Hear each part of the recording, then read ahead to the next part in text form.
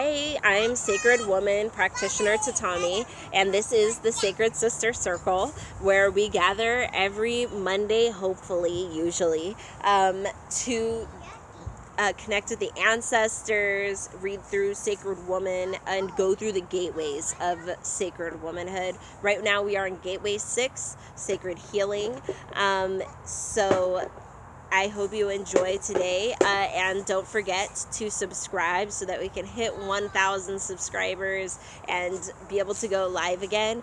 Don't forget to go to patreon.com/Sacred Sister Circle so that you can see all of the other amazing things that I have added to this journey, and donate $1 if you enjoy the Sister Circle.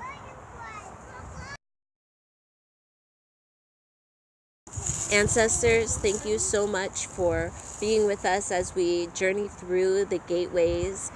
Now on Gateway 6, we have been through so much and continue to evaluate our lives.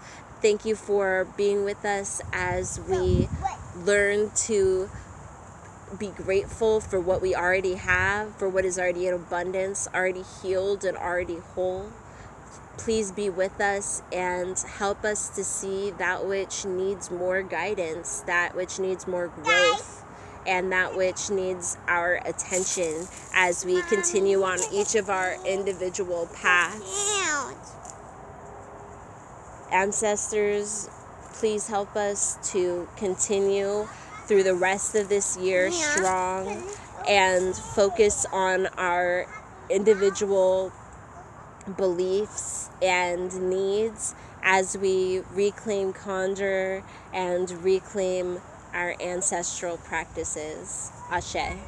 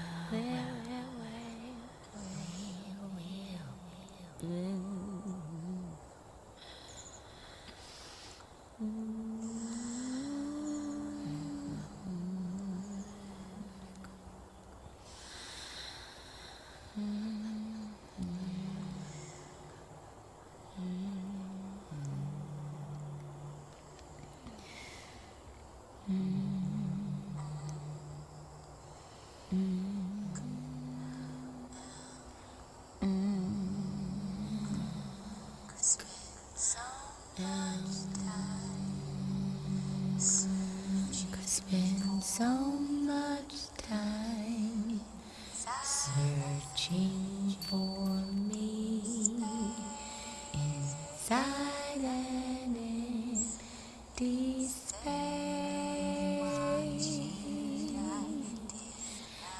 Instead of watching, I did not pay attention to what it was that I should see.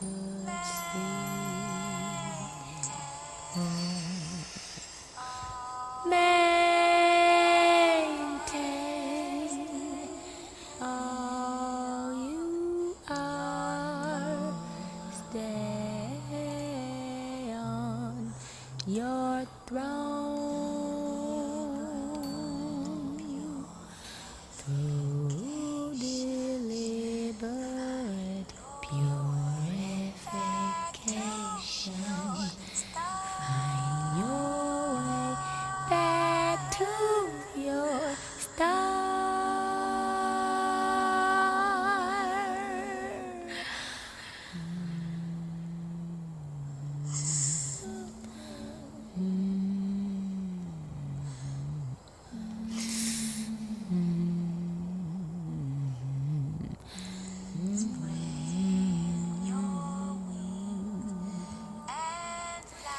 Spread your wings and fly.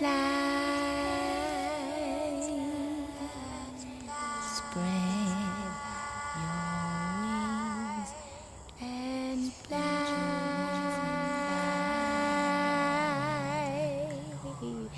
Through deliberate purification.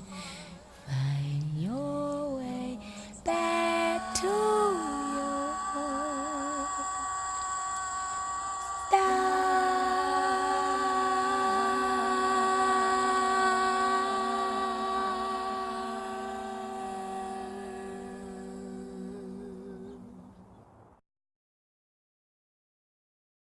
Today's Adinkra card is Nia Opis Obedi Hini. It is he who wants to be king must first learn to serve.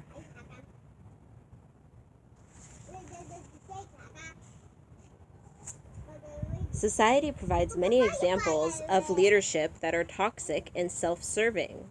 Leadership is actually about service. It's about understanding the needs of your community and serving them, which sometimes can be to the detriment of your own personal desires. It is not an easy role, but it is one you are made for.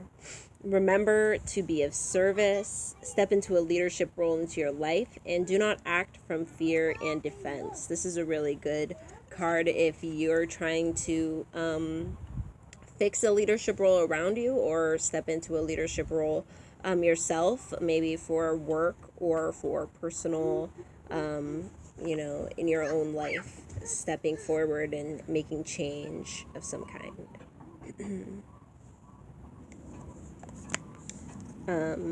Our 42 Laws study, 42 Laws of Maat, we are on I Will Not Be an Eavesdropper.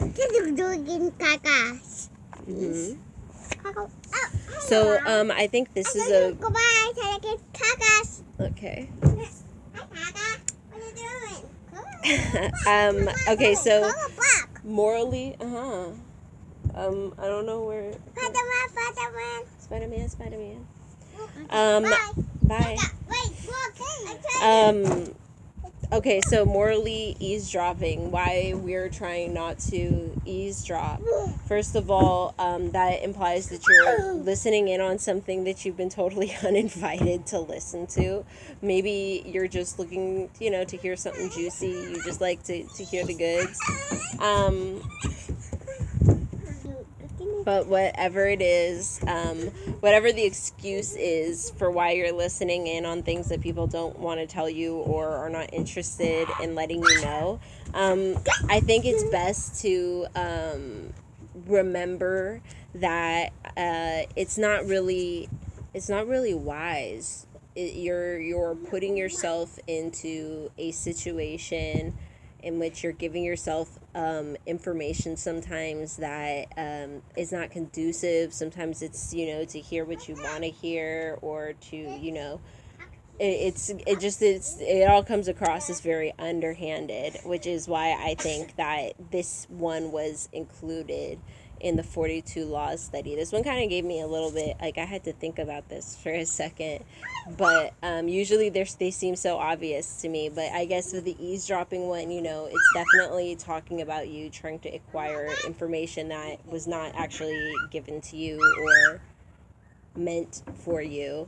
And I think that's what it comes down to when we're thinking about balance and morals. They recognize if they scream, they get a bit of an echo. I don't even know if the camera is picking that up. So for today's chop break, I thought I would just take the chop and read you a poem, or I guess a couple poems from this book, The Dead MC Scrolls, The Lost Teachings of Hip Hop by Saul Williams. I've talked about this book before a long, long time ago. It's one of my favorite books of all time, one of my favorite books of poetry of all time.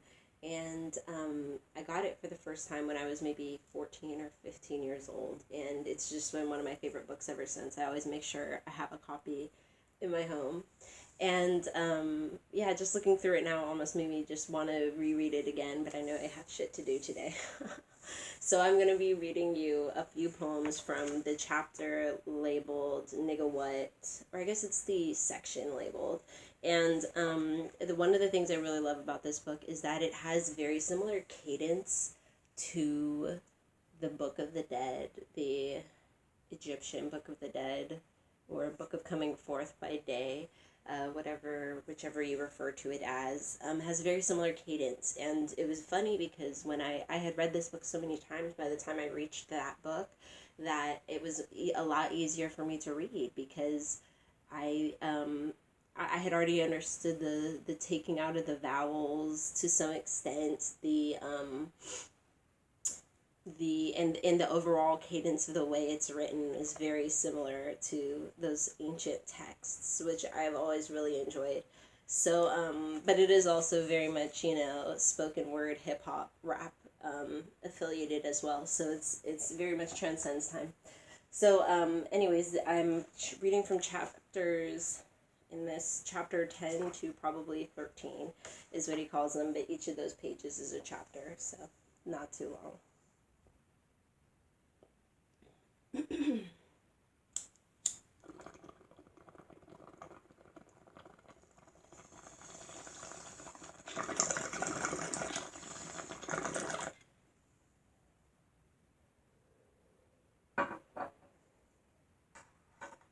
Yo, I cleaned my altar, y'all. Look at this. It is so clear. I'm so excited. I cleaned it off. Looking beautiful. Okay.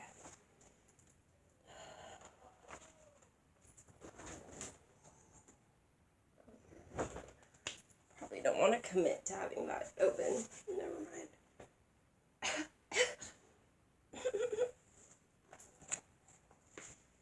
And if you by chance have this book, then it's page 16. I don't know if I said chapter 10 we're starting on.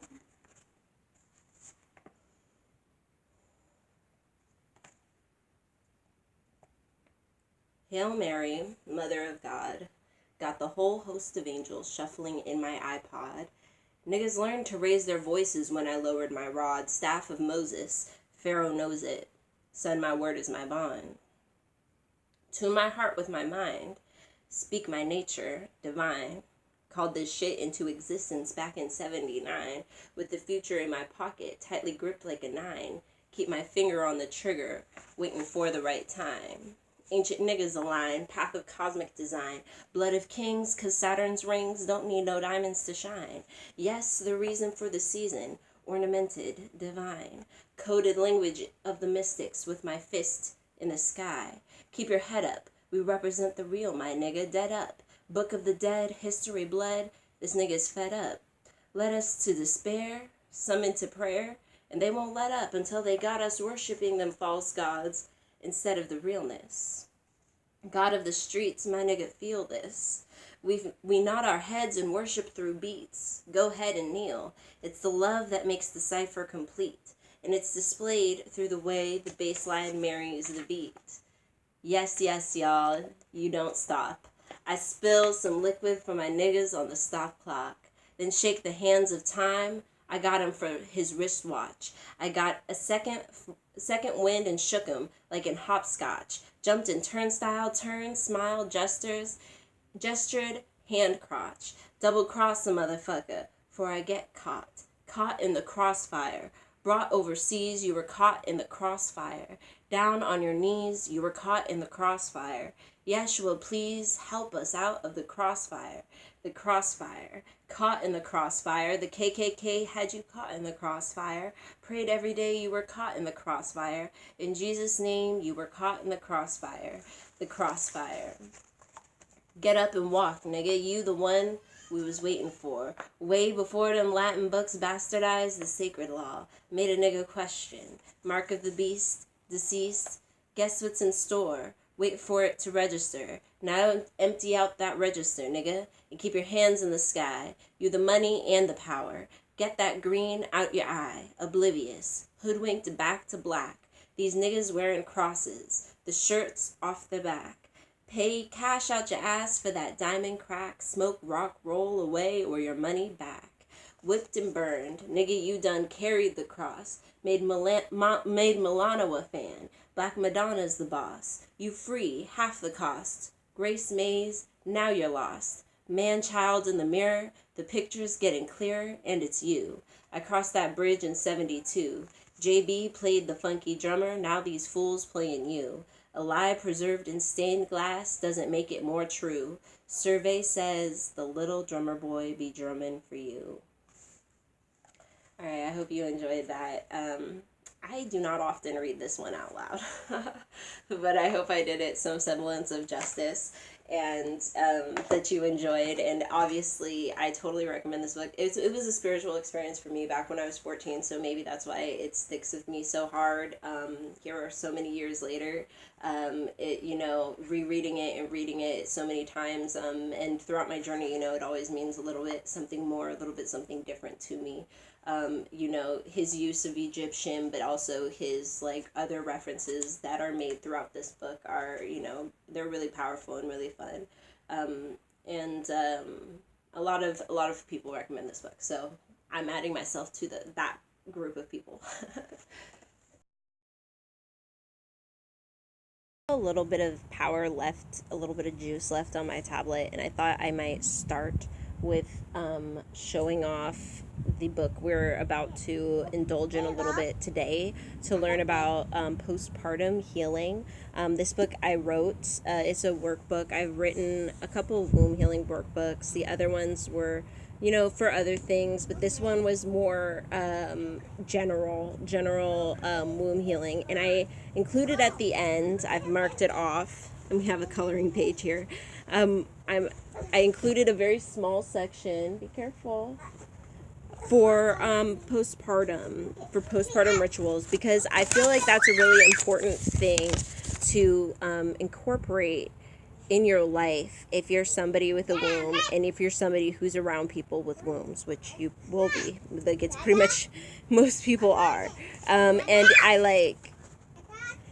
I remember when I was first sharing this book with people, and I was really excited about this section, even though it's the smallest section in the book. It's really small back there. I was really excited about it, so I shared all the pictures from it, and I put it up, and no one was excited, because a bunch of people in my, on my page, I'd say half are moms and the other half are never gonna be moms, or that's where they're at right now, and that's, cool. But I thought it was interesting that they were not at all interested in having an understanding of what to do, or something to do after a abortion, a miscarriage, stillbirth, or a birth, because those things just happen in the community. They happen around you. They happen to your family. They happen to you. And you know, I just think that these things are things that we should all be really well rounded on. This should be things that are not so much taboo, not so much something that people feel like they are all alone in.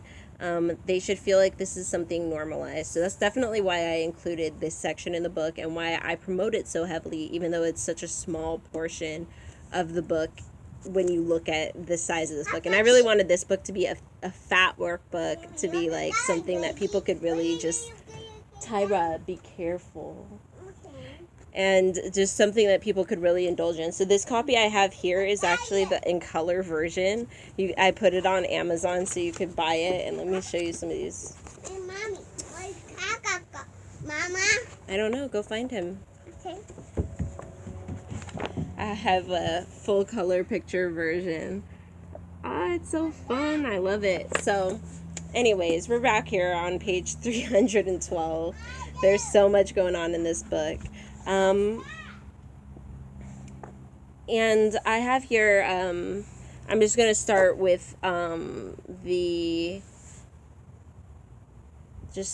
information I have in the book, kind of similar to how I do in The Sacred Woman, and add to it how I feel. Oh, look at the back. Isn't it so beautiful? I love having this around, like, especially I love having like workbooks around that are pretty and they inspire you, and they inspire you when you see them, even if you're not working on it right then and there. I always think it's so inspiring to see beautiful books that and other items that, you know, inspire you towards your journey. So that's why I worked so hard on making the cover for this book, and making it a little bit of an experience. And both of them have this beautiful outer cover. Just if you get color, you get the pretty in color pictures. So postpartum is a word that refers to the time after the delivery of a child from the womb. Usually people only think about the postpartum period if a child, or if the big baby bump is visible. The thing is, the body starts changing even in the first few weeks of pregnancy. The body, mind, and spirit changes as new paths open before you, both rationally and irrationally. Wombs are born with millions of eggs, and the process of creation and death are a part of cycles that comes with this inner power. Tyra, walking feet. Look at water out there. This is nothing to fear, despise. Tyra, walking feet. Is nothing to fear, despise, or be shocked by. Many today are coming to understand what our ancestors long have known, that honoring all of the transitions in life is important, even the tragic ones that break your heart. Normalizing the event and celebrating or healing that follows helps the community rebuild and peace to be rebuilt. As you partake in, host, and witness these events, look for opportunities to include children in your ceremonies. Make them feel welcome, whether they are yours, your clients, parts of the family, close friends, or merely a part of the neighborhood. So I included that because I think it's so important to include children if we're trying to normalize things that occur, like miscarriage and stillbirth. And I feel my personal opinion is you can include abortion in this, because it is a part of modern medicine that people who are not looking to bring a child into this world right now do utilize. And it's not something worth denying. You know, there literally millions of people get an abortion every year, and it's been that way for decades. You know what I mean? It's here to stay. And so, you know, as we become more accustomed to people being more open, and these events taking place around us in our communities, and as we participate in them, also showing children that this is how we handle these events, I think is such an important part. So that's why I included that. So our first part is empower and imbalance. We have an abortion healing ritual. I'm showing you my color pictures off right here. So this may seem a strange way to some to start a postpartum section with this forceful entrance into a postpartum period, because that's essentially what you're trying to do with your abortion. You're you're forcing yourself into that postpartum period. But many people don't really think of it as a postpartum period, even though you do go through the bleeding and often spiritual, emotional, and physical detriment. Often you're not feeling at your best or at your wholest, even as you start to feel more yourself, or you feel like you've made the correct decision. I hope that we can change some of the stigma that is around abortion. As long as wombs have been getting pregnant, womb bearers have been aborting fetuses. Emmenagogues such as pennyroyal and even hangers and other items have long been used as abortificants for desperate people. Thankfully, today's medical abortions are much safer than the risky herbal and physical remedies of the past, which have taken many lives. I do like to stress this because we kind of romanticize in our holistic community emmenagogues and abortificants and home abortions, and honestly, it's not a joke. It's people died. People died. We don't like Margaret Sanger, the woman who founded Planned Parenthood, right? A lot of people in the Black community dislike her because she was racist, so we dislike her. But it's a very poignant to know that her drive for abortions started when she witnessed a white woman dying from trying to give herself a second abortion. She almost died the first time Margaret took care of her. The woman begged for information of how to prevent pregnancy so that she could avoid doing this, because she knew if she got pregnant again, she would do this again. And Margaret, it was against the law. She denied her any information on how to prevent pregnancy, and the woman aborted again several months later, and was gone by the time anyone reached her with any kind of medical ability.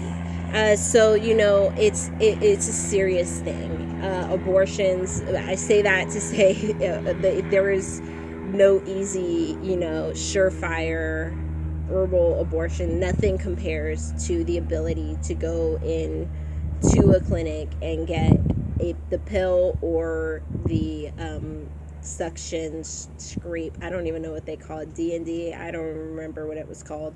There's a couple methods, and they are not comfortable. They're not fun, but they are way more safe than anything that we had in the past. And we used a lot of things in the past, and a lot of people died in their efforts to control how many children they brought into the world and not be bogged down, weighed down, etc. Your body is yours, and there's no reason to feel guilty about that. And yet that's exactly how many people would have people with wombs feel about making personal choices about birth and child-rearing. But pregnancy changes the body, mind, and spirit, and birth does too. And that does not mean that, and that does not mention the lifetime commitment to a child. These are personal decisions to make with your own body, no one else's. Anyone who has had one knows that there are so many mixed feelings that arise after an abortion, between people telling you what you should feel and what your body is actually physically going through, and what your mind and your heart are telling you. It can be difficult to find appropriate closure for this event. Occasionally, some people develop post-abortion stress syndrome. Many do not realize they do need support, and so do not seek it. Even when you feel completely fine after an abortion, it is still important to take the time to honor your womb after an important decision and rite of passage that not every person with a womb takes. Honoring the spirit that was once within you is respectful not only to the ancestors but to yourself. Acknowledging your womb and the journey the two of you take together is imperative to continue spiritual growth and clarity on your womb healing journey. I showed you the picture that I made for the book of a small outdoor altar, and I'm not going to go over all the details that I go over in the book, but I did want to note about making that altar, spending time at it, talking to the ancestors about your decision, about not about what it is that you were going through, what it is that you're thinking about, and just allow them to comfort you and allow you to think about I don't have like the biggest stick, so I'm gonna regret letting them play with that. All right, anyway. Going outside to do so. Having the altar outside is good, so you can spend time breathing in the fresh air, taking in nature, allowing nature to be a healer. Sitting on the earth, allowing your bare feet to touch the earth is also a really good idea, or bare skin somehow. I also said naming the child or children, whether it was a long time ago or very recently. This can also be very healing, not necessarily naming them because you wanted the child. If you did want the child, that's, obviously then that's a really good idea, but referring to, having a way to refer to this ancestor, or this, in some of the cases, not all of them would be considered an ancestor if, depending on belief. But for a lot of people, their spiritual belief is that this is spiritual recurrence. Sometimes ancestors, will be within you and not come to fruition, and that was always in the plan. So it just depends on your belief system, but I think having that term, that name to call this being that you released back to the spiritual realm is really important, and also very healing.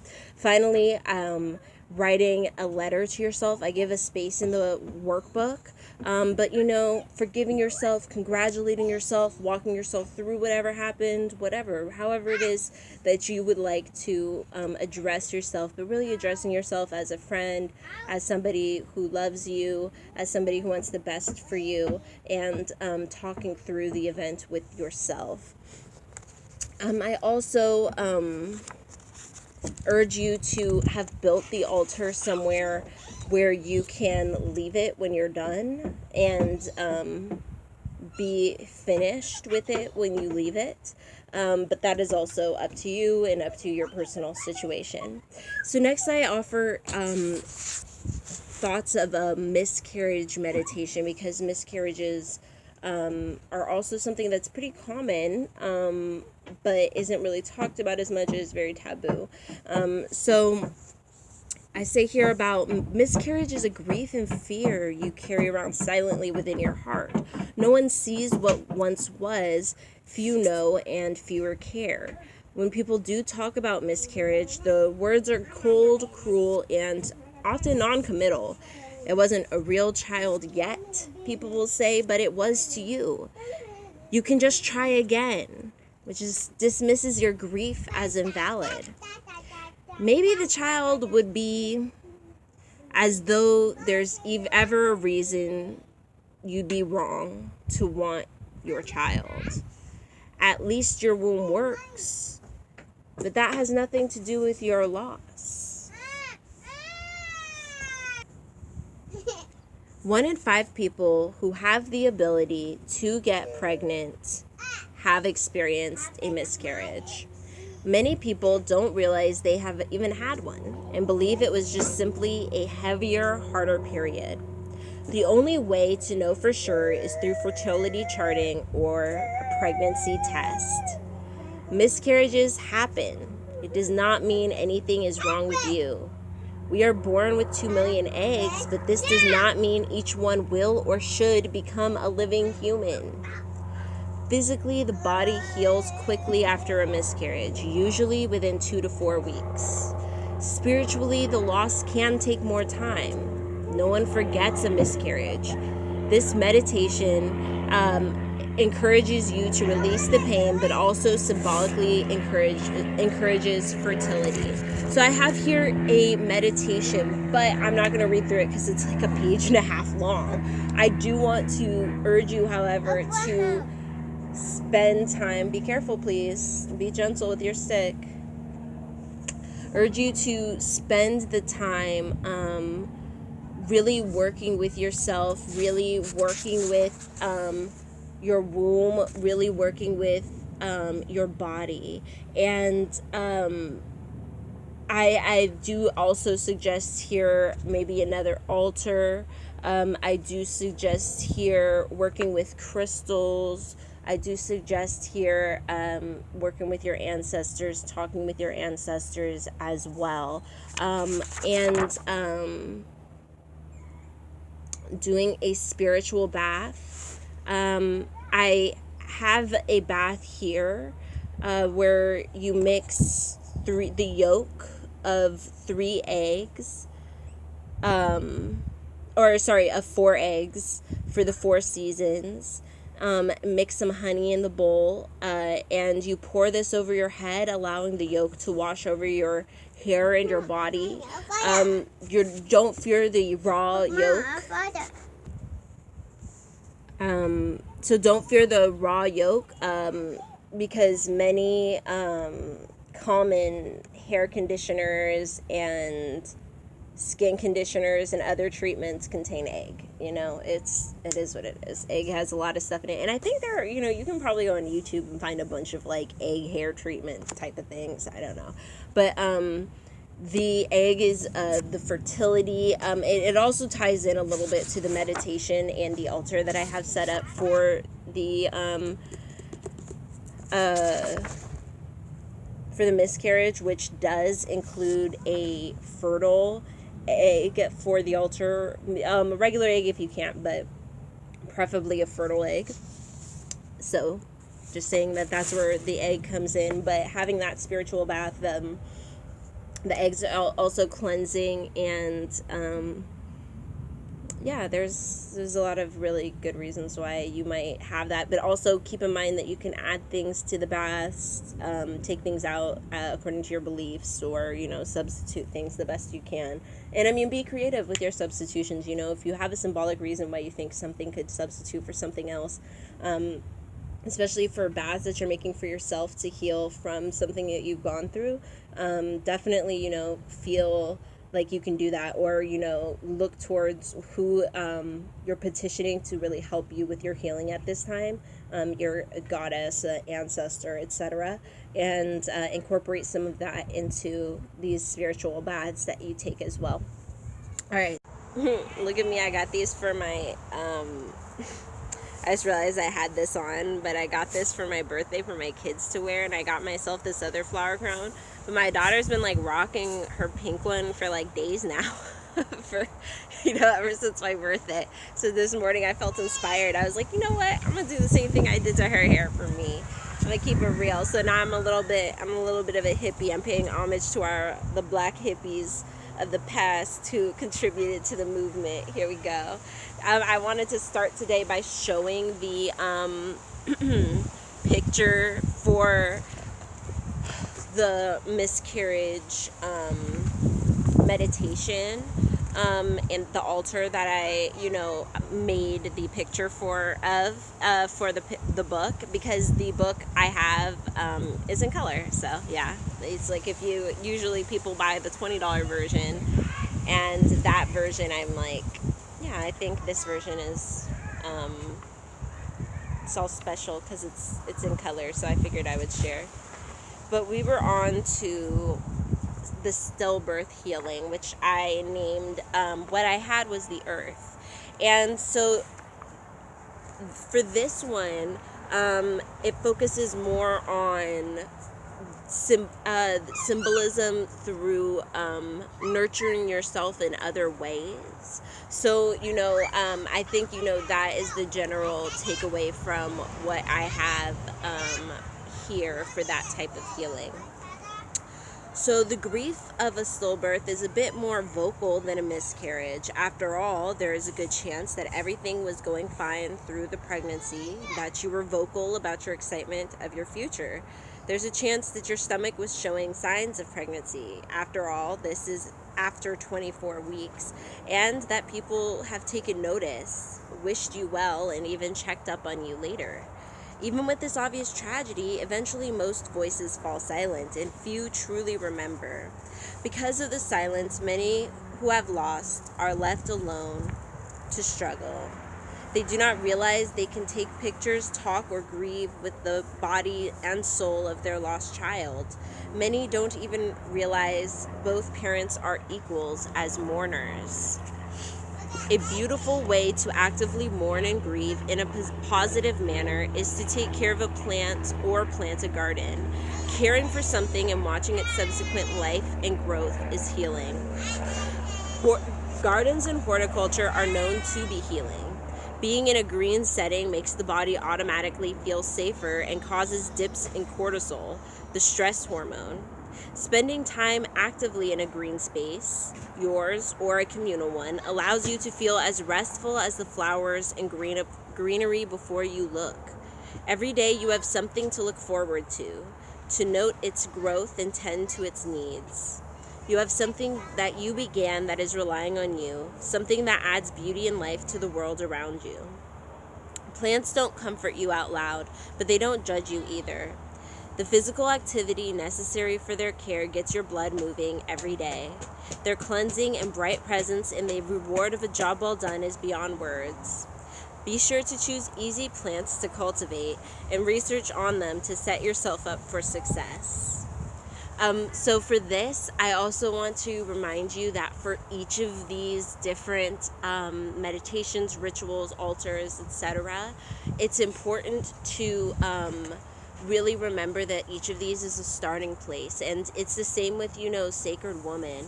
When you read the ritual, let your spirit guide you as you're being inclined to make this moment yours, to make this journey yours. Do those little impulses that you feel the need to do that maybe slightly deviate from the plan, but ultimately honor what your unique journey and story are, right? Because everybody has a different story. Everybody has a different thing that they're going through. Everybody's at a different stage of their spiritual journey, and everybody's different. And so that's why in a lot of, in most, books that contain anything about, conjure, the recipes are very simple, usually pretty vague, and they're meant to be starting points, and it's the same way in Sacred Woman. And I don't know if I show this yet. My garden here.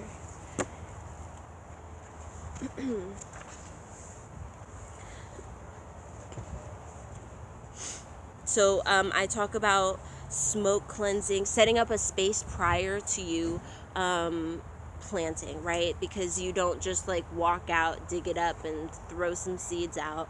Usually you have to turn the soil over, take the weeds out, make sure the soil is moist enough but not too moist. Have maybe some moisturizers. What are they called? Fertilizers. Moisturizers. That's so funny.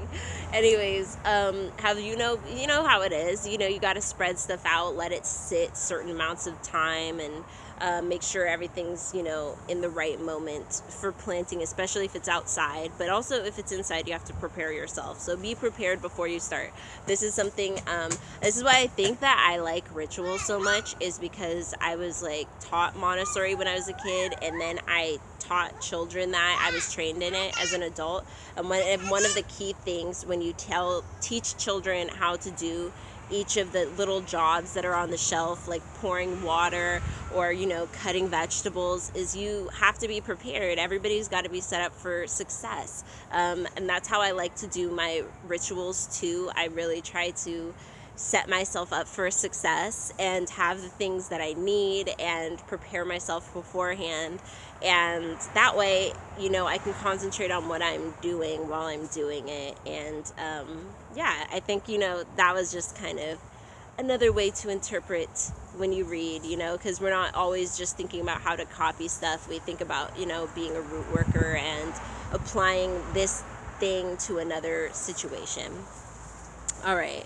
So, smoke cleanse the space. Maybe you can pour libations, call on the ancestors, recite a poem or sing a song that has some kind of meaning to you. Maybe it will come to you in the moment. Maybe it's a song that you will prepare. Maybe you'll have both. I don't know.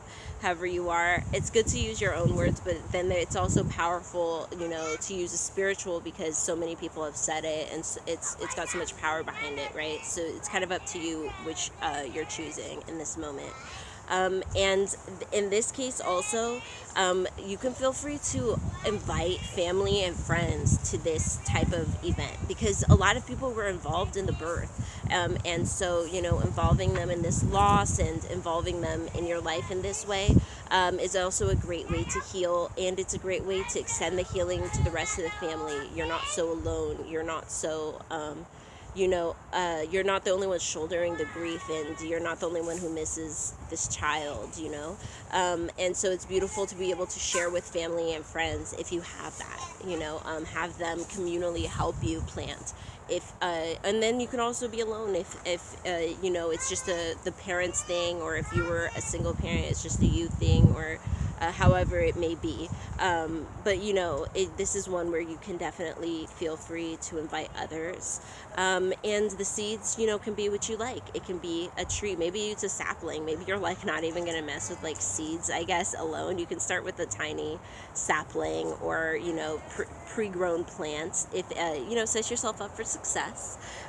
So, it can be bushes. It can be flowers. It can be, natural wildlife from where you live. It can be a vegetable garden. Choose seeds and how that will, but then also look into how hard certain things are to grow. So, choose things that will really inspire you, that you'll look forward to seeing the end result, and that, you guys can communally help with too.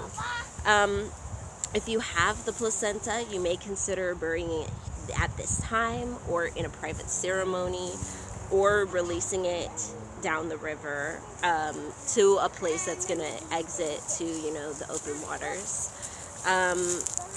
or to a lake, another body of water, however it is you do. Don't rush yourself or your ritual. Move methodically and easily, and give yourself time to get to the place of willingness to really complete a ritual such as this. So, you may have to dry the placenta to use at a later time when you're able to face this and make a garden and do that type of thing. All right. We also here have an altar. So my altar is this one is a little bit of a mix-up, just because I've learned under a lot of different, people and things, and I also don't identify too much with anything in particular. I'm just kind of straight, hoodoo and ancestors. So my altar here, if you ever want to go back, is for it has 9 cups, which is something you see in Santeria. It's something I adopted from there, mostly partially as an Afro-Latina, but then partially because the number 9 is something that I utilize in pretty much everything I do. It's just the number that has really taken to me. For me, as a kid, it used to be more 3, and then as an adult, it's been more 9. So that's just something for me. I also love to just let you know, though, that at the very least, you can have just a cup of water, a white candle, and a picture. That's an altar, you know what I mean? So this one, as always, I've gone too far, I've done too much, but always remember, you can be as simple as possible. And I also have a section in here called 2-item altars to remind you that you can have really, simple altars. It does not have to be complex. Be careful. Okay. So I did the 2-item altars, so you can get really both ends, have a really nice one, but then also be thinking about making small altars wherever you go out of whatever you have, and making small sacred spaces out of whatever you have, taking 2 flowers and making that your altar for this moment, and that type of thinking is, I think, really useful, especially for people who are like on the run or like on the down low because of who they have to live with or how they have to survive at this time. The 2-item altar is kind of my go-to reminder when I'm out in nature, especially that that nature is sacred, that, you know, there's ashe in so many things, and that making an altar, making a sacred space, connecting with 2 trees, connecting with, you know, the elements is highly important, which is why when you see an altar that's usually a little more ornate, it will typically have the 4 elements. That's usually the go-to to expand the altar, which is basically what you see when you have the cup of water, the candle, is the start of that. And I guess you could stretch your imagination and feel like everything was accounted for basically in that. And I mean, like, I don't know, maybe wax could be considered earth. I don't know. Maybe the ancestors' picture has something in it. I don't know. Anyways, I'm reaching and rambling, but here we are. And this section is about the loss of a child, but it is also about making an ancestor altar, because it may be a really young child or it may be an older child, depending on your age. But it's always tragic. It's always a tragedy beyond words. You know, it's been written many times about the true tragedy of mothers, and by extension, all womb bearers who have birthed having to bury their own children. There's the devastation of knowing them, loving them, raising them, and losing them, no matter for how long or little time. Simply, this cannot be put into words, right? This cannot be measured, the level of tragedy. Around you, the world forgets, but you are left with memories of not only what was, but what could have been. One of the most healing steps you can take to ritualistically mourn your loss is to add your child to your ancestor altar where they belong. Again, both parents should be treated as mourners.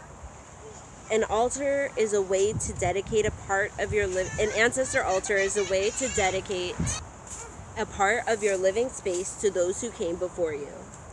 All Black people should have an altar up to communicate with their ancestors, regardless of the deity they serve. It's important for spiritual and physical world health. It's a place to meditate, dwell on, and speak with and work with your ancestors. That's sacred. It does not have to be big or extravagant, but having a place of honor for your ancestors is a beautiful way to remember you're not alone. You do have a purpose, and you're specially and wonderfully made. After all, you were once but a dream that someone wished for. An aunt, a grandpa, a parent. You may come to realize you are comforted by the memories on your altar, that you spend time talking to and remembering those that you may have been neglecting. And here I talk more about altars. You know, you can get creative using face jugs, copper cups, use items that really speak to and resonate within you, items that you've made, items that you've bought, combinations, and really make it a beautiful sacred space, especially if you can. Make sure you only hang pictures of ancestors, as in deceased people, nobody living on your altar. Try every Monday or every other Monday to wipe off the dust, change the water, wipe everything down, and offer prayer, set offerings once a month.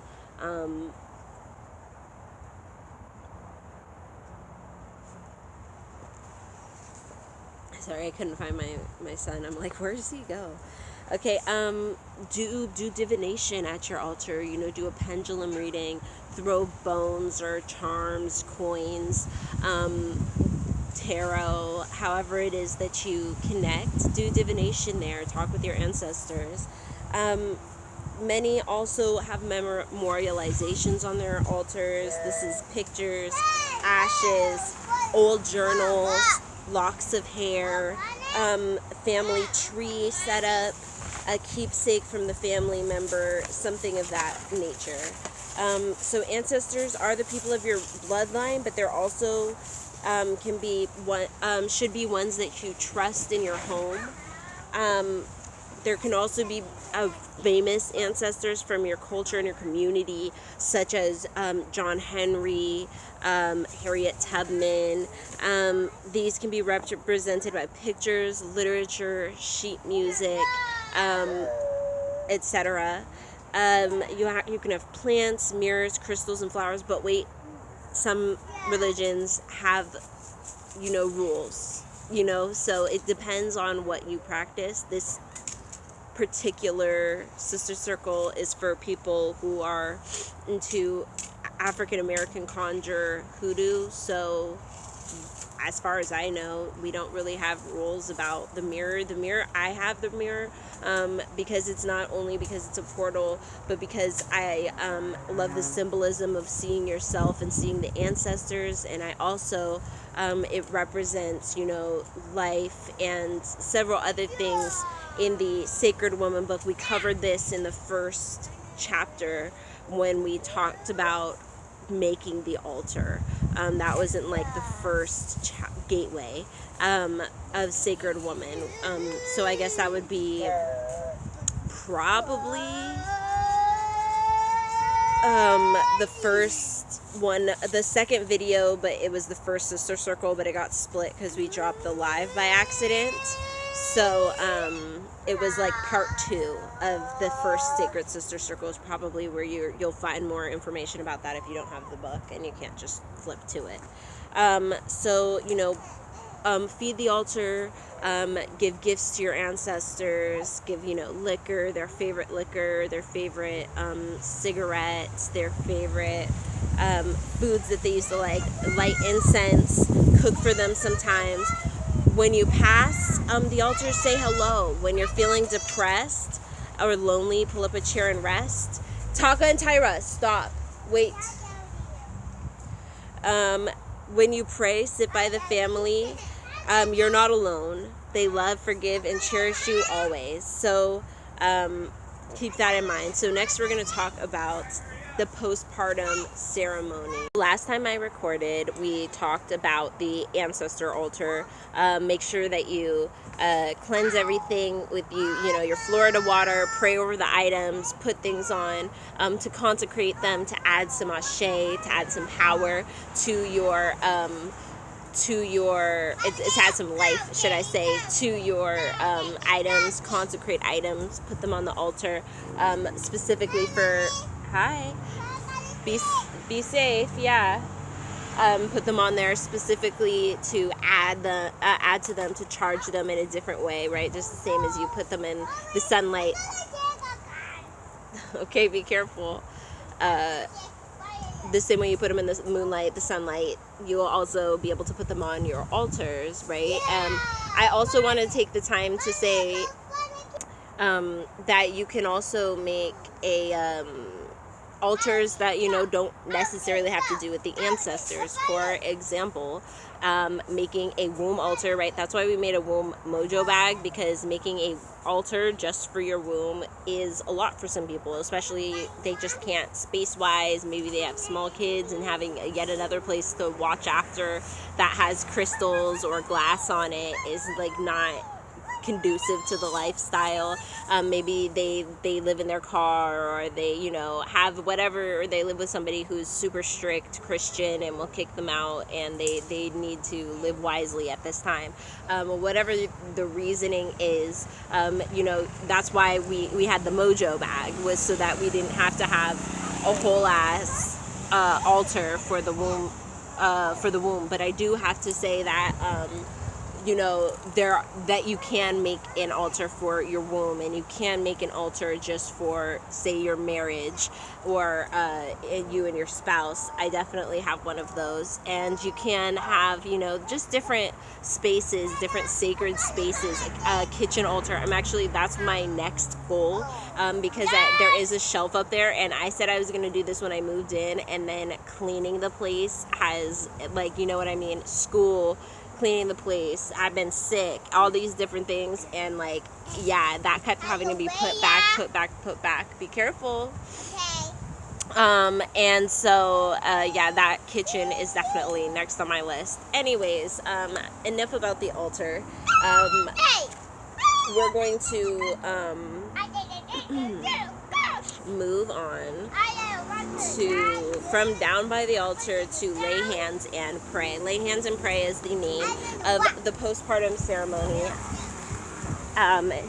Here we have a postpartum body laying on a bunch of long scarves, and they have a flower crown next to them and some oils, and a little bowl with a paintbrush and a ringing bowl. So this is just examples of items that you could utilize to help make a birth more sacred. Let's say your birth, let's say a sibling's birth, let's say cousins, best friends.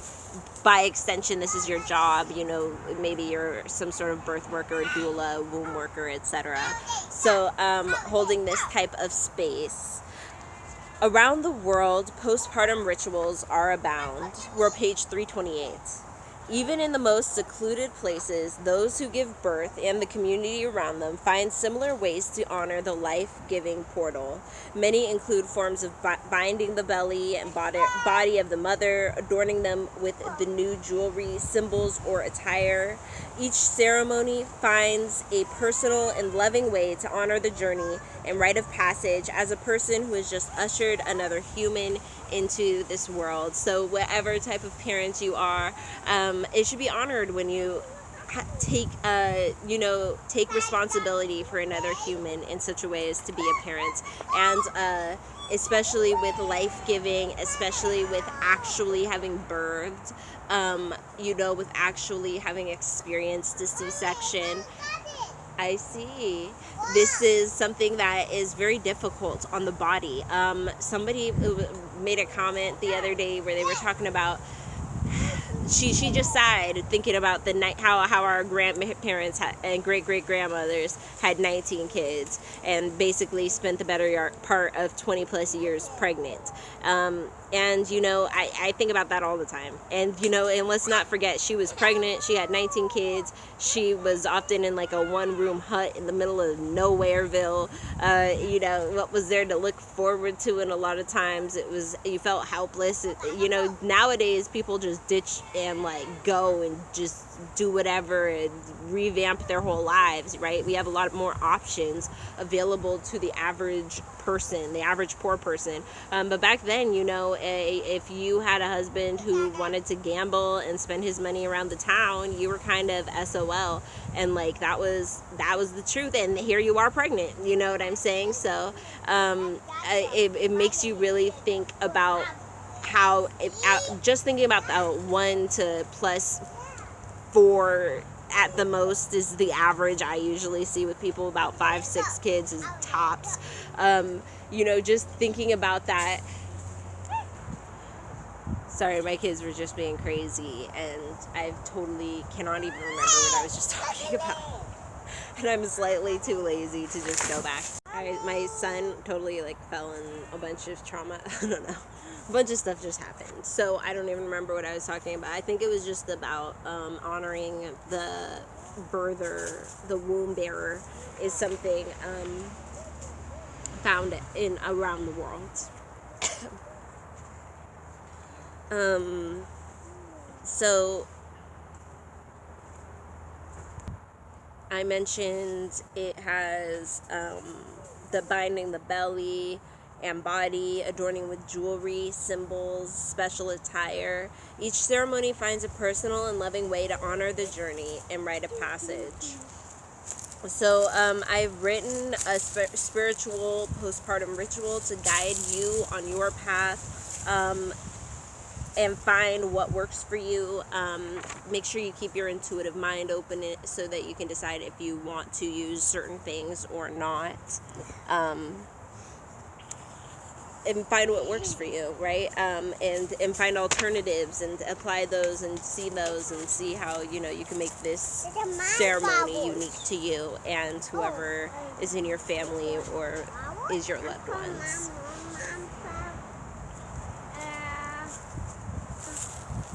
And then also it would depend on the situation.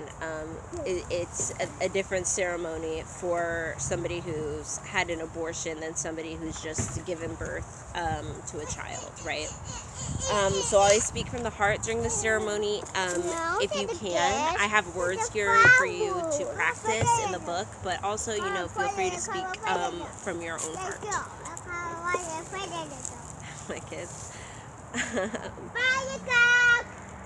Feel free to change the suggestions, the words, the phrases, and remember that postpartum ceremonies bring closure and wellness to many situations and are not only limited to people celebrating the child and a new mom or parent.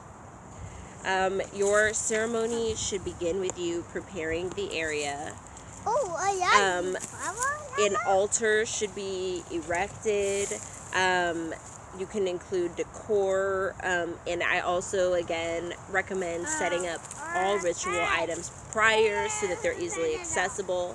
And then the final part of preparation that I include is for binding of the body or closing of the bones as a variation of that ceremony, which is a Mexican ceremony, the closing of the bones, but the general act of it can be found in other cultures as well. But I was just wanted to give you a frame of reference for where some of the idea for this came from. So you can use all the same color strips of fabric. You can use different colors of the rainbow. You can use, Ankara, batik, indigo, whatever colors, you're thinking of that can really speak to you and speak to your ceremony. And then with that, I also urge you to, what was I going to say? Very beautiful. I see it. Looks like a Y. Number Y. Oh, letter Y, yeah. No, number A. Okay, I see. What was I going to say? Oh, yeah. But whatever they are, they should be able to go around the body all the way. And so that includes somebody who's a size small all the way up to somebody who's a size, 30. One thing you really don't want to happen is during the ceremony to have too little to go all the way around the person's body, especially a postpartum body, which is looser and a little more relaxed, than it normally would be. Just make sure that it's long enough. Maybe even have 2 sets eventually if you do this regularly for your community for a small or a large person.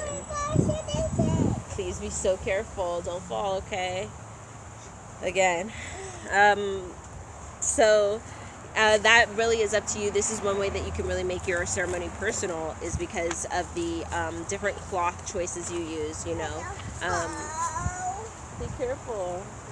So step 2 that I recommend is a spiritual bath. So after everything is ready in the room that you're going to do this, be it the living room, the bedroom, wherever has space on the floor for you to do this, and potentially the bed too, you can do this on if you prefer to do it that way. And this and this can all be taking place outside if you have this type of setup, which could also be very beautiful. So we have the spiritual bath, but keep in mind that to be in a tub that you can sit in, you need to be postpartum, completely healed, which takes about 2 to 4 weeks postpartum, depending on what kind of birth you've had. It could take up to 6 weeks. Yeah, it depends on the person. So you need to be completely healed after the postpartum,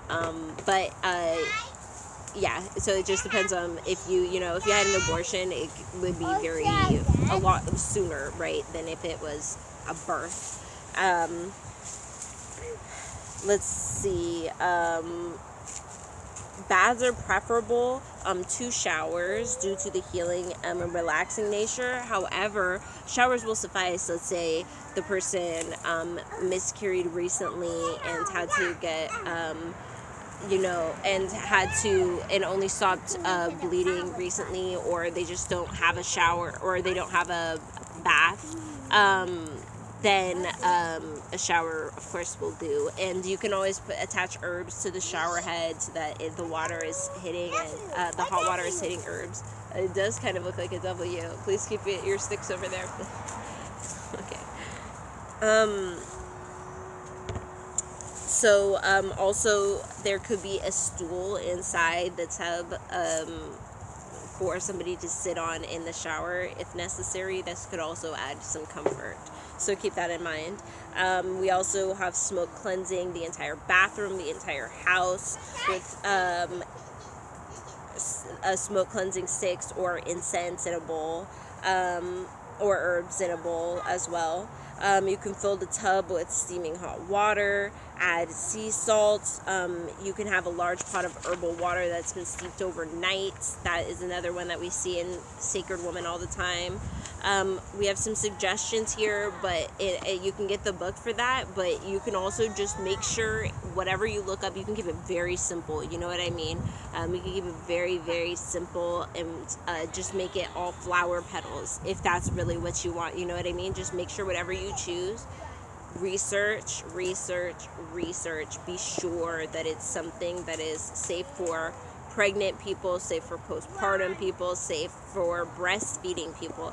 Usually people who can't get it while they're pregnant shouldn't have it when they're breastfeeding, but just make sure you're very aware of who your client is, what their needs are, what they're doing in their daily life. You know what I mean? What your sister, your friend, your whoever is doing in their daily life. This is why it's a little personal to heal people, but it is necessary for you to make sure you're choosing all healthy ones. And if it's not somebody that you can ask, then err on the side of caution and choose all safe herbs just to go on that. So make sure you are the one who cleans up this bath. If it's just you're doing this bath for yourself, I'll suggest getting a big mesh bag or a big a tea bag of some sort and utilizing that for your different herbs and stuff, so that cleanup is a lot easier for you afterwards. So light candles around the room, maybe decorate it. I've seen people cover the mirror. I don't necessarily do that, but that's something that some people do. And make sure that you can play some soft music. Try to have it not be too much of a melody, but I mean, if you want to play some kind of soft classical music, that's very simple. I think that's a good thing to include. But also just, ambient music, soft music is very helpful, especially if you're, not as able to create that type of musical energy around you on your own. It's really helpful to have music playing some gentle notes in the background.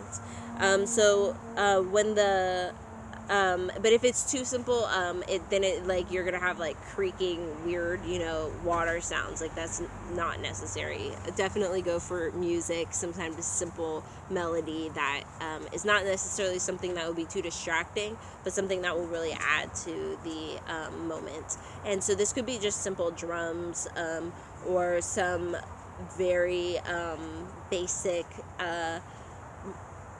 music that's like soul music, you know what I mean? Less words though, maybe jazz even, vocal, so that you can really connect with the ancestors, connect with the moment, and bring it all together. So also, when the tub is full, that's when you can add your essential oils that you've chosen, such as lavender, peppermint, cinnamon, or citrus. It was a very short list there. On top of the water, you can spread a fresh layer of flower petals, especially ones that are large and thick, easy for cleanup for you later. And also that are vibrant colors. You can draw designs, maybe a sigil, maybe one of the Adinkra symbols. But that would be in a second contrasting color. And it could also be an initial. It can also be very simple, just a heart. You know what I mean? But it will look very beautiful and touching for the person who's given birth, and it will feel like you're really honoring them. And it can be as simple as a circle or with a cross in it, crossroads. Really make it your own. Make sure you also rinse those flower petals off a little bit if you are unsure, like if you bought them, just because there could be pesticides and stuff. I mean, hopefully not, but you never know. So it's sometimes it's good to just rinse those off. Otherwise, you can feel free to leave the dirt on. A little bit of dirt don't hurt. A little bit of earth. Feel free to also include leaves. Again, do your research, please. A gathering is great, but just make sure you're not poisoning anybody. Lead the person to the bath, help them undress, have them stand before the tub. You can smoke cleanse around them, pray to the ancestors. Also, I forgot to mention, I skipped over this part by accident, but make sure the people in the home have been smoke cleansed. Make sure people who, hopefully, if you can, have people exit the home, or whose energy you perhaps do not want at the time, or have this happen when they're not there, or have this happen at a place where they are not invited. So try to have everyone who's in attendance in any way be there as a support. After you pray, and maybe it's a call and response where people respond in likeness, or maybe it's they just say ashe. It's however you do it. Help them into the hot water and into a seated position. Give them a chance to soak in the tub. Invite them to address any aspects of this birth, parenthood, their role in whatever happened that led them to this moment that they would like to. And then afterwards, after a little bit of time, feel free to take fistfuls of the herbs and petals and scrub their body with the plants, chanting, "You are blessed, cherished, and protected." Of course, feel free to change that to apply to the situation. Any mantra, any chant, any blessing that you feel needs to be bestowed upon this person to help them move on from this with a sense of power, a sense of self, a sense of rootedness and belonging. Have every womb bearer and or specially chosen people in the home who wish to offer the honored birther wellness, health, wisdom, and prosperity come in. All the women in the home, maybe even some children in the home, maybe a spouse or a partner. It really depends on the person, how they're comfortable, and then also you, how you're comfortable, because and then the birther can also be in a small white swimsuit, or one piece, whatever, if they are not comfortable being nude, and they have other people that they would like to scrub their body, but typically this is nude. So read with a pendulum, everyone who came in, and only invite the people who perhaps they'd be comfortable having this with, or keep all the people who they're not comfortable with in the living room, and lead people in one at a time, that sort of thing. Facilitate this how best you can. Okay, so continue chanting, having someone clap, or maybe play an instrument if you're able. When the last person has scrubbed them with herbs, all the people present can sway in unison with their hands. They can also pray, answer, call out blessings is this next part, but you can also sing songs. You can also have somebody play a special something that they've prepared, or speak a special something they've prepared. When you're finished, the person rises from the heat of the water, dried off with the towels, and is given some lemon and hydration. You can also choose to pour something over the person's head. This is up to you how you're preparing this bath. So we also have a light oil massage. Bless and infuse the oil prior to the ceremony, and massage the whole body. This is another thing if you are somebody who's really interested in learning about womb care. The womb massage is highly excellent for learning, doing a womb massage on your own body, and moving to other people. But also there are traditional methods that go back centuries that you can learn. One of the most accessible, again, is South American and Mexican techniques. That's for me here in California. But I do know that there are some online, and there are some other methods for doing this type of thing. And some are more accessible than others. Some are online. So really getting into womb massage, but in this case just doing a very simple basic womb massage, feeling the muscle beneath them. It's about 3 to 4 finger widths beneath your belly button. So finding the womb and giving them a very gentle womb massage is an excellent way to help the skin re-nourish itself after a bath. Next, using hagwa or henna, whatever your preference. You can adorn the honoree right between their rib cage or wherever they are more comfortable having this symbol. Choose a symbol that really speaks to this personal situation of the person in front of you, or you can have one that is just a general one that you feel really encompasses this type of ceremony that you do. You know what I mean? It's up to you.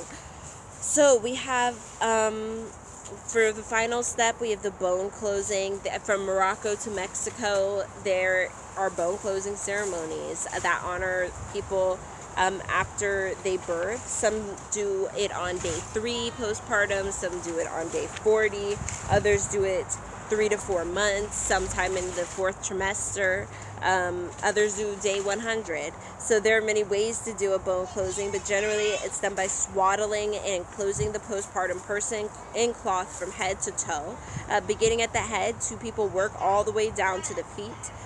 It's twofold, physical and spiritual, to do this. It closes the bones and inner organs and muscles and helps apply pressure to the swelling. It also reminds us to keep the womb warm.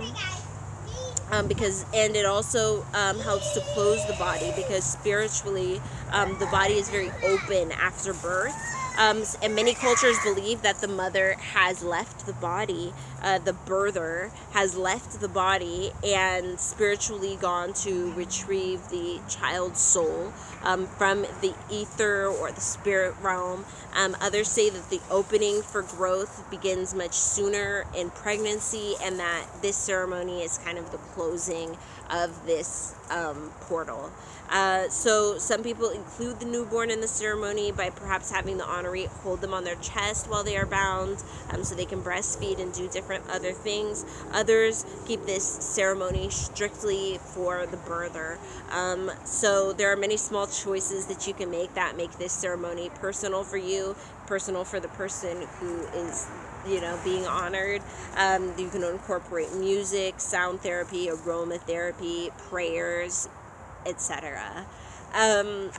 So the general ceremony that we have here is to use 9 cloths, or use 1 cloth that you slide down the body as you shake and pull from either side. Stopping 9 times. So some do this with the same cloth that they then go on to bind the belly with later. And this is a very convenient way if you don't want to make the whole set, to just use that one. More tips. I don't have more chips. Those are not the chips we had out here, remember? When we go inside, we can have more chips. I'm kidding. All right. So I recommend the 9 strips of cloth. It would be typically 6 to 9 inches wide, and 1.5 to 2 yards long. And you can make about, I would say with like 2 yards of fabric, you could make easily the whole, no, you can make like 4. You can make like 4 with 2 yards. So it could get pricey depending on the type of fabric you use, but it would be a very beautiful set to have. That would definitely be filled with all of the beautiful cachet of so many birthers being honored. So you can choose fabric with specific symbols. We already went over that part. 7 colors of the rainbow and include a black and white strip. Have 9 colors that have specific meaning to you. And maybe perhaps write a poem or a short story for each. Really make this ceremony specific, Whatever you choose, make it special, unique, and sacred to you. Lay the long strips flat on the floor or the one strip just at the top at the head. And the honoree will lay with their head on that strip, that first strip. And you will either be sliding it down their body and they'll move, or I think it's just easier when you have more, because then they don't really have to be like shifting their body and stuff. And I remember when I was postpartum, like my abs were split and stuff, and I was just not, I couldn't have done like all that shift, like it wouldn't have felt as comfortable to me. So, but everybody's postpartum is so different, and so I know I'm projecting in that way. So light a candle, 1 candle at their head, 1 candle at their feet, within safe distance from them, very obviously, so nobody's like confused that there's candles there.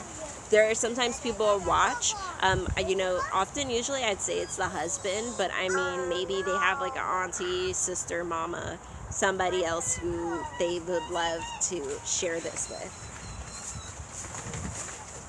Also, feel free to put a pillow right under the head strip so that they have something to add a little cushion, just the little touches. Seat 1 person on either side of the honoree, starting at the head. You can use more people if you have a larger group. Maybe have 3 to 6 people sitting all along the honoree, so that everybody one at a time can do it, and everybody does a little bit to do this. It's a communal effort. But if there's just 2 of you, then there's just 2 of you. The person leading the ceremony should definitely be one of the people who's doing this, though. So even if there's like a lot of family, the one person who should be always participating is at least one person who's leading the ceremony. Okay, be safe. So beginning at the head, take one side of the fabric and they pass it to the other person, and they will pass it likewise. So you have the fabric crossed over the face, and they are going to use the fabric to hug the body by each side gently but firmly to bring the body closed. And then they will either they can tie it off, but for the face you can just leave it blank, just covered, gently covering their eyes and face. And then for the next part, for the shoulders, you'll start with tying firmly at the body. So you'll then pass again. Each person passes to the other person, and they firmly move and shake. And maybe that's while a poem is being read. Maybe that's while a blessing is being said with something very quick, a prayer for that part of the body. There can be so many beautiful, or even that short story, where and bind each little body part to each as you go along. So as you move along, move rhythmically to really pull and tug this person's body and pull it back in. If using multiple strips, you'll tie it in place once firmly. Of course, with the head, you're trying to leave the mouth and the eyes, the mouth and the nose open for breathing. And there's no need to completely knot them in place so they can't, get out. You can also simply hand each end to each person, and they hold on firmly to it until the end, if you have enough people to do that kind of a big communal ceremony. So if you're only using the one strip, you'll just continue sliding it under their body, all the way down, repeating the hugging and shaking. Continue this closing process until you reach the feet. Then turn up the music, not too loud, but enough so that the honoree can really hear it.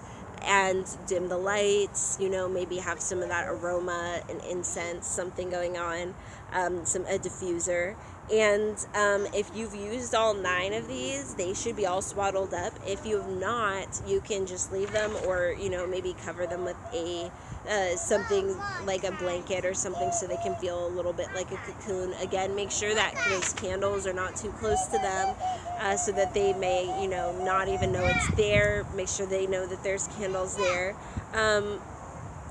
So they should be all swaddled up, all tied from head to toe, and let them rest there and really consider the process they've been through, like the process of their birth, the process of postpartum, how parenthood is treating them, motherhood is treating them, however, and really consider that. So that can be 15 to 45 minutes. Maybe have something like a bell or something that they can ring when they're ready to conclude the ceremony. Or, you realize maybe they've fallen asleep or something. How beautiful would that be? So after the bone closing, you can again massage the womb lightly and belly bind. I do want to add that there are warming herbs that some people put on for belly binding and that sort of thing, and that would be an excellent gift to leave. You can also put that on for while you leave them with the belly binding. When you bind them up, a lot of people do it then. Put some of those warming. Are you okay? I also wanted to add that bone closing is something that has been also known to be incorporated into other large events and rituals such as that are in need of serious healing and closure, such as returned soldiers from war or people who have had some other kind of a great achievement. So I have here a little picture to show that pulling to the side that I created here. So we have step 6 that I recommend is the hot stone press. So this is where I've put my warming herbs, because I when I was doing my belly binding, I didn't really find it very helpful to when I was walking around to have some herbs such as turmeric, which is highly staining, to be on my stomach while I'm trying to tightly bind it, while I'm trying to look semi-decent as a postpartum person and still take care of my kids. And so I learned about this method later on. Oh my goodness, it's so cool. I can put the ice. I see the ice. I had to put the towel. Okay, get that towel, girl. So I found this other method called the hot stone press, which I think is a little cleaner and also pretty effective. So we have, here is another very personal, item that you would be putting in your medicine bag. You gather 3 stones with flat surfaces on at least one side from your neighborhood. Okay, I got it. Okay.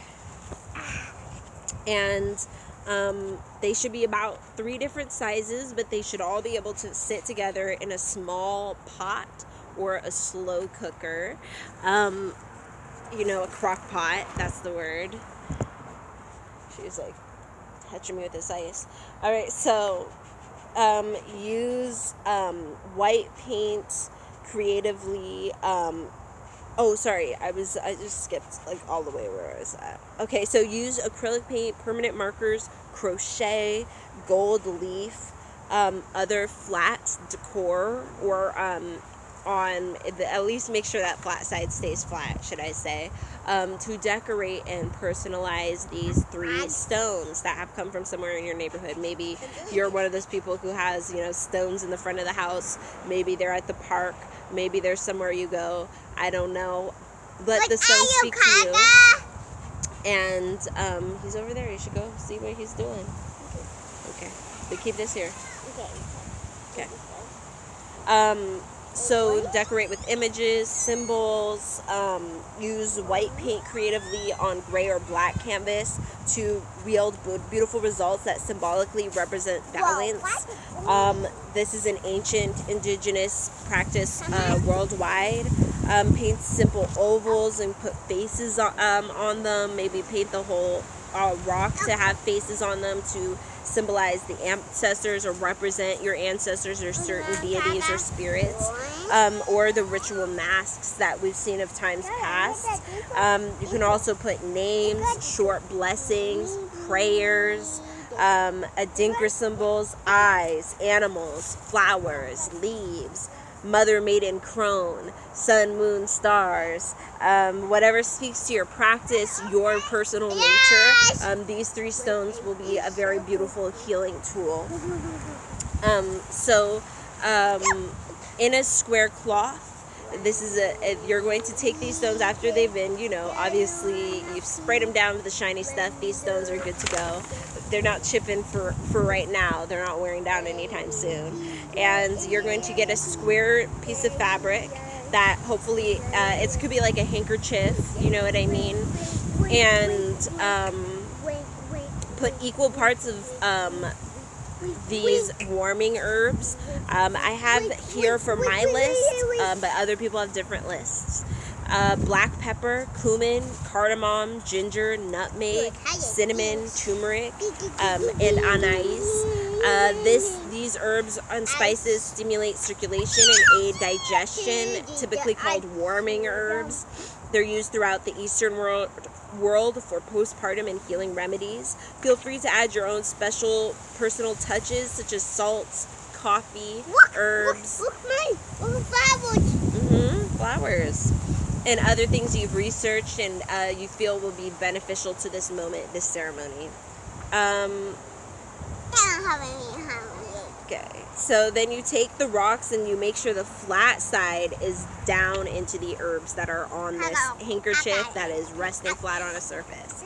You wrap it up and you pull all the excessive fabric to the top and you tie that off. And then you can use that can be tied with a string or a ribbon. Use 9 knots or 9 ribbons to symbolize the ancestors or whatever number it is that calls to you. Do the same with the other 2 rocks. Heating a small crock pot to its lowest temperature, place the 3 stones on the bottom of the wrapped stones on the bottom and allow them to warm.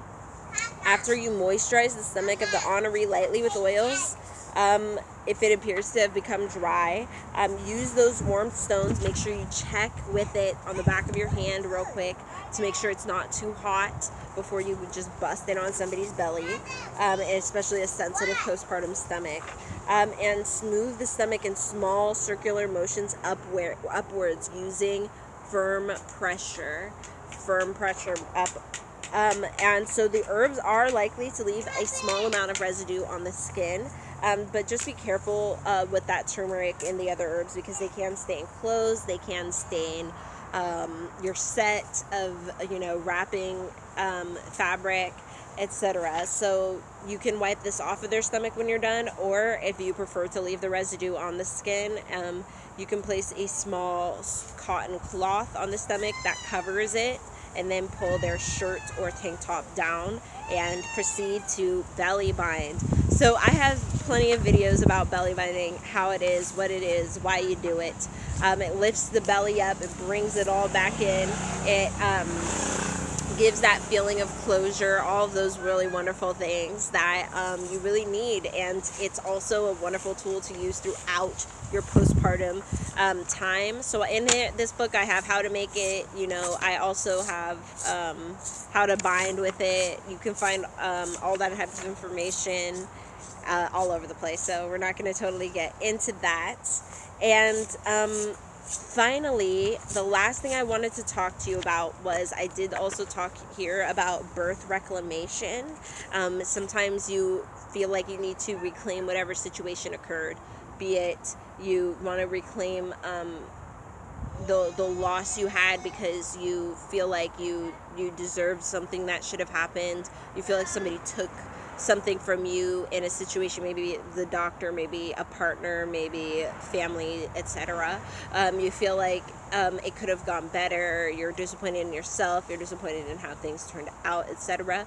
It's really good for you to meditate and reclaim the birth, in your heart, reclaim your choices and the energy of what happened. And so, it could have been even just like some disrespect that occurred. It could have been that you ended up with a C-section. Okay, be so gentle, okay? Okay. All right. So this is where I actually recommend a yoni egg, because, and this is something that people often, people are like, now they're like, haha, yoni eggs, I'm so sick of those. And you can be sick of them because they've been over touted, and people will offer them up for things that it's not necessary. Like, what? Why? So, I'm with it. Sometimes the yoni egg can be a little annoying. But here I think it can be, wonderful for use in a postpartum situation, even one that has not had a vaginal delivery, such as a C-section or a miscarriage of some sort. And I disagree, because I would like to remind everyone that the yoni egg and other tools can be used for many types of healing, so that what we use can really express and release our greatest needs and desires. And yoni eggs, they come in so many different types and so many different methods to use them. He's okay. He'll ask me when he needs it. So I just want you to be at least 12 weeks postpartum before you start using the yoni egg, because it's there's risk of infection if it's too soon, and then also the incontinence can make it so you're like, it's not even worth it. You're just dropping every time you go to the bathroom. Like, no offense, but I'm just saying, just give yourself a little bit of time before you start using the yoni egg regularly. Always start using your egg with prayer, spending time with the crystal, having it nearby, having it by your heart, maybe carrying it in a satchel with you around.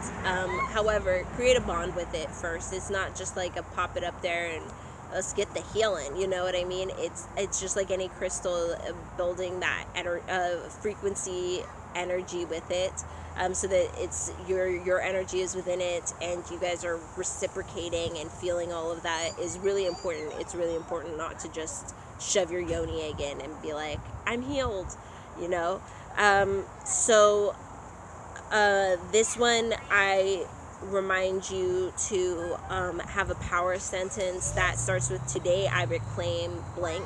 So simple, today I reclaim the day I gave birth. That's it, easy. Use waist beads that day. Wear as many as you can. Wear as many as you have. Do your hair. Wear perfume. Wear loose, minimal clothing. Spend your day feeling powerful and creative. Just do little things that can empower you. Set yourself up for success. Have little projects to do. That sort of thing. If you cannot find an entire day to do that, find at least some point of the day in which you can concentrate on that, preferably right before you do the next part, which is another bath. So, and speak wellness to your womb throughout the day. Say, my womb is an altar of power. In the evening, prepare a special bath using the salts, herbs, flowers, leaves, hopefully again harvested from the neighborhood. Again, when you take things, remember you're also giving, pouring libations, leaving seeds, coins, etc. So soak.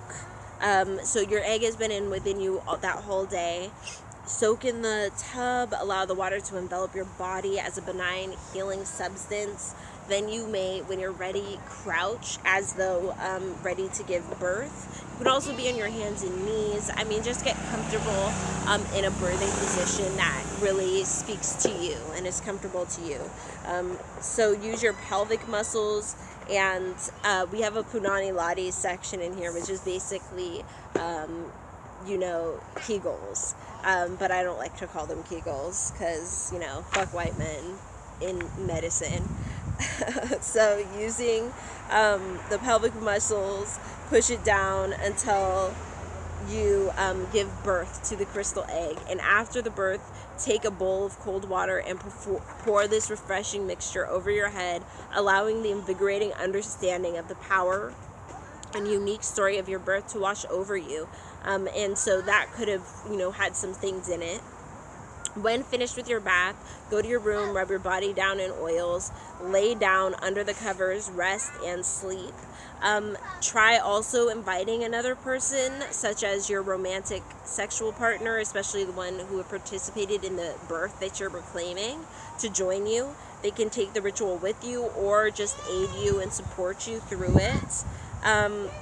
And also consider taking a similar bath with baby-safe herbs and with your baby. Also, if you're looking for a more bonding exercise, avoid use of lemon and many herbs because these can dry out baby's skin. And consider blessing your baby with song and prayer. If you cannot give birth to your egg, that is just a sign that you can practice and do this ceremony again in a little while until you really gain that control over your womb. Or you can help the egg and with your own hands. And but I really just suggest being patient because the egg can come out itself. So perhaps you can just treat it like we should all treat births and just naturally allow the egg to fall out on its own time after the bath if you can't get it out on your own. So anyways, this was just a little bit of reading from the PunaniProverbs workbook, and you can get this on Amazon.com. Just look up Tatami or womb healing workbooks or PunaniProverbs. It will come up no matter what. And so will the other workbooks that are available. Thank you so much for joining me at the Sister Circle today. That's all I have for right now. I'll see you next week as we start the next gateway, I believe, Sacred Relationships. Please don't forget to subscribe and to go to patreon.com/Sacred Sister Circle to check out the other PDFs and books and files that and articles that I've added over there. And until next time, may your ancestors and spirit guides be with you at every crossroads.